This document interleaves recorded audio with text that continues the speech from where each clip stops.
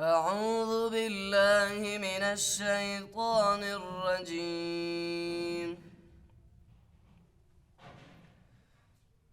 بسم الله الرحمن الرحيم.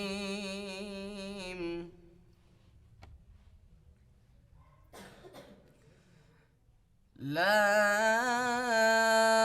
أقسم بهذا البلد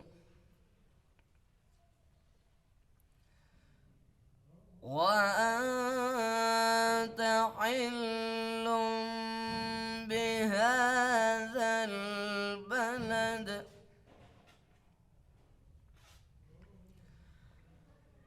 ووالد